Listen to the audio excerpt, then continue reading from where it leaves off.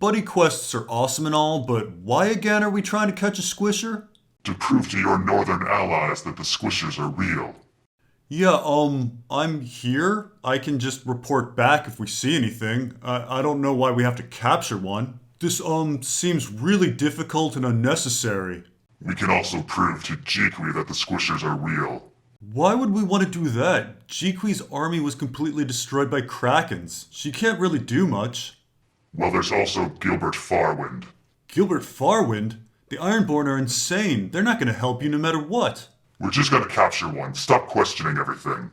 So, why are you guys all coming along? We saw visions. Yeah, visions. I like locusts.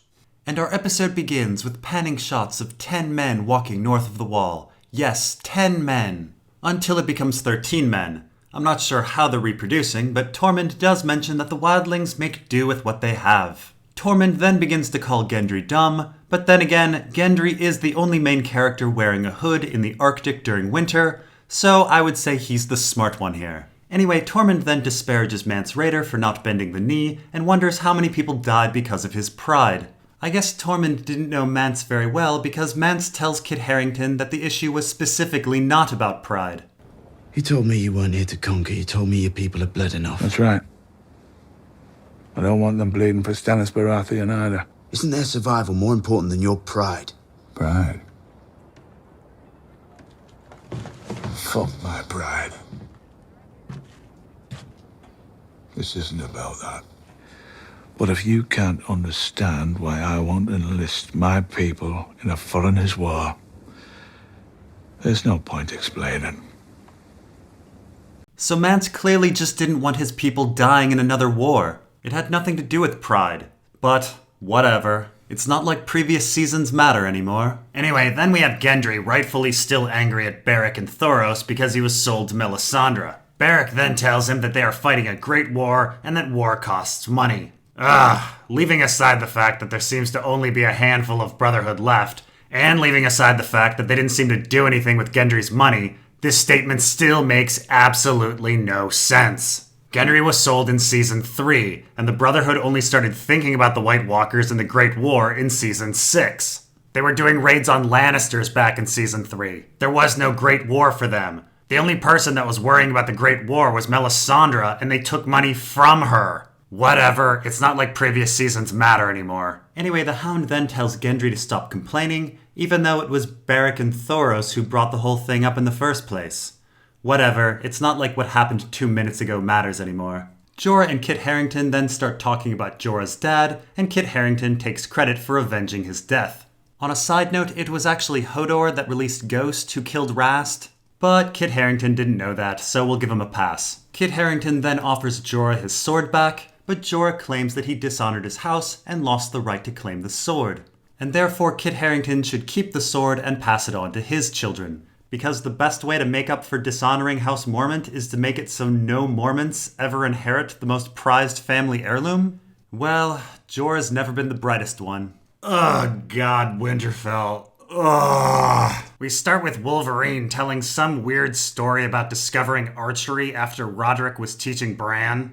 Apparently Wolverine has fond memories of Ned slow-clapping her. But of course, the story is just horrible, as it contradicts the very first scene where we're introduced to the Starks.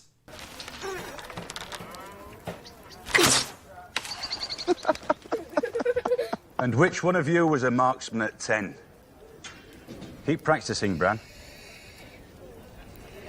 Go on. Don't think too much, Bran. Relax your bow arm.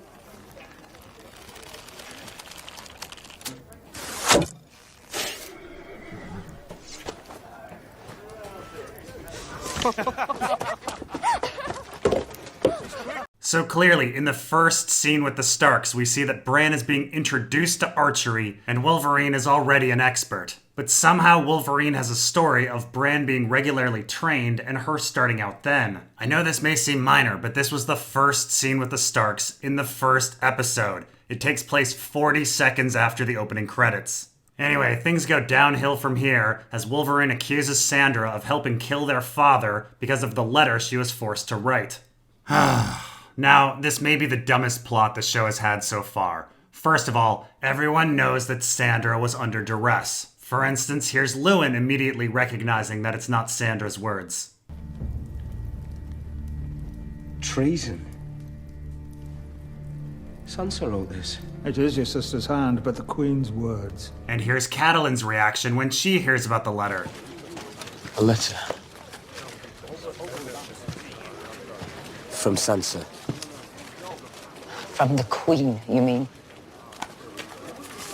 This is all to say the Northern Lords clearly wouldn't give a shit. After all, these are men who are aligned with Littlefinger, a man who was given Harrenhal for his loyal service to House Lannister. But fine, maybe Sandra and Wolverine are both idiots. But here's the dumbest part. The letter wasn't even in Winterfell. We just finished watching a scene where Robb showed Catelyn the letter while he was marching south. Somehow, this letter magically teleported itself back up to Winterfell to be found. Now, I know what some of you might be thinking. Lewin made a copy.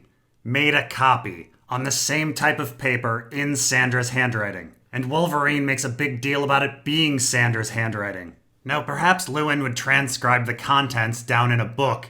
But for him to recreate the letter down to Sandra's handwriting style, that would be complete insanity. Clearly, somebody went back to Season 1, Episode 8, watched halfway through, and didn't make it through the rest of the episode. And then they had the nerve to lift a fucking Han Solo quote. Anyway, back north of the Wall, our 13 men, their population is stabilized, are still walking. We are literally treated to a scene where Tormund and the Hound talk about liking dick, and Beric decides to give a big middle finger to book fans by saying that Jon doesn't look like Ned. They talk about their mission in life, and Kit Harington has the nerve to quote his Night's Watch vows. Pretty rich from a king who's trying to bang Dany. They come upon a mountain that looks like an arrowhead, which is different from every other mountain, and it's pretty clear that the group has walked a fair distance at this point. Meanwhile on Dragonstone, Tyrion proceeds to misremember the Battle of the Blackwater, claiming that he charged through the Mud Gate. In fact, they specifically didn't charge through the Mud Gate. They say I am half a man. But what does that make the lot of you? The only way out is through the gates. And they're at the gates. There's another way out. I'm going to show you. Whatever, it was only Tyrion's most memorable scene in the entire series. Anyway, the discussion meanders towards succession. And Tyrion mentions options like the democracy of the Ironborn, which, by the way, Dany is attempting to overthrow. Meanwhile, north of the Wall, the group is still walking, and they're caught in a blizzard, though none of our main characters think it's time for a hood. And then an undead polar bear comes on the scene and kills 3 of our men. And suddenly it becomes quite clear why some of those early scenes showed 10 men, while others 13. Nice job, editors. Nice job. Anyway, Thoros is injured by an undead flaming polar bear, which is nowhere close to being the most ridiculous thing in this episode. By the way, every adventurer knows to protect your cleric. They are the ones that heal. These guys are total noobs. Meanwhile, back at Winterfell, Sandra is wondering how Wolverine got this letter, considering, Robb marched it south. And Sandra talks about how difficult it is to get 20,000 men to fight together. 20,000? How many men do we have in the north to fight in? 10,000 less? Fewer. I guess Tormund has been teaching them how to reproduce. Anyway, Littlefinger tells her not to worry because Brienne of Tarth is there to protect the sisters, even from each other. And for a 4th time, we go north of the Wall where they're still walking. But then the gang finally stumbles upon some sort of White Walker scouting party. And then they proceed to build a fire? I suppose to draw the White Walkers over with smoke and distract them? Let's think about the logistics here. They've already spotted the White Walker party, but rather than just attacking them, they figure the best course of action is to run ahead of them for a good hour and then spend their time building a fire and letting that fire burn down to embers. We later find out that the main army of the dead was literally 5 minutes away, so while they were hanging out here building this fire, no one decided it was a good idea to scout around to spot a literal mass of tens of thousands of whites. Also, no one from that huge mass of whites saw the smoke, only the scouting party for some reason. Anyway, they attack the White Walker, and to their luck, Anakin destroying the mother ship causes all of the drones to collapse. That is, except for one, which is rather convenient.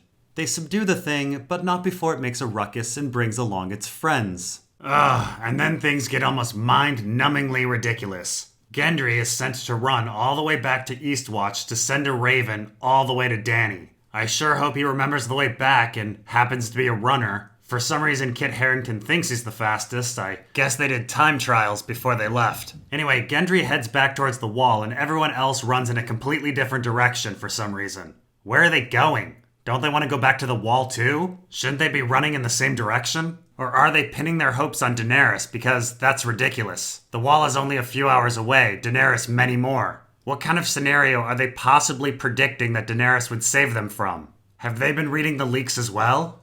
Oh, and who would have guessed it? They happen to run out onto a conveniently placed lake with a conveniently placed island in the middle. And luckily, the ice starts breaking in a perfect circle, preventing the army of the dead from reaching our heroes. Wow, it's pretty amazing that Kit Harington requested Dany's help and then fell into a situation in which Dany could then help. We then have Gendry running at dusk, and then it's still dusk, and then it's still dusk. Now, Gendry's run seems pretty incredible. The crew did seem to be hiking all day, and I assume the crew went at least 15 miles going up and down hills and across glaciers. We certainly did see plenty of different environments. I'm guessing Gendry's trip should take about 3 hours, assuming 5 miles an hour running. Gendry then arrives at the wall, still at dusk, so I guess he must have left in the afternoon. All of that hiking, and it was only the afternoon. I suppose the whole thing isn't impossible, but Gendry is quite a trooper considering he also doesn't appear to have any water with him. I wonder how far he can swim underwater with armor on. Anyway, we catch up with our heroes in the morning, still no hoods, and we find out that Thoros does not have Wolverine's ability to regenerate. Yeah, looking back, honestly, after that polar bear attack, they probably should have sent him back to the wall. Kit Harington tells everyone that Dany is their only hope, but Beric also suggests that they could fight through a mass of 10,000 and kill the Night King. I'm not sure which is less realistic. Meanwhile, back at Winterfell, why am I assigned the Winterfell stuff? Anyway, for some reason, Sandor has been invited to King's Landing for the White Armistice powwow. Man, people are really getting ahead of themselves considering the White isn't even captured yet. I'm not sure why in the hell Sandor would be invited since Jon is already going. Are the other Great Lords going to be there? Will we see Robin Arryn? Whoever rules the Riverlands? Whoever rules Dorne? Whoever rules the Stormlands? Whoever rules the Reach? Man, we really know jack shit about the other kingdoms right now. And so Sandor uses this opportunity to send Brienne away. I can only assume that Sandor is doing this to remove Wolverine's only protector in Winterfell, because otherwise it would make absolutely no sense to send Brienne away versus any other human being. We shall see how this works out. I'm sure it's going to be great. And next we find ourselves back on Dragonstone, where Gendry's Raven has somehow arrived. By the way, from the Wall to Dragonstone is about a 2,000-mile trip. Assuming it's morning here on Dragonstone, it's maybe 12 hours after Gendry's dusk arrival, so we're looking at the Raven going 170 miles an hour to get to Dany. That's more than 3 times faster than Ravens actually go on Earth. And that's not giving it any time to eat or rest. Nope, just 170 miles an hour for 12 hours for 2,000 miles. And if that wasn't ridiculous enough, Dany put on a Thundercats outfit to go rescue them. Then, north of the Wall, the Hound, for no reason at all, decides to disturb the Whites who have not been attacking them. And of course, the moronic move makes the Whites remember, hey, we should be attacking them. And so next we get some mind-numbing, pointless fighting where Whites go down with single stabs as if Whites have vital organs. I mean, let's forget the fact that first season we established that stabs don't work on Whites and their limbs can animate when they're detached from their body.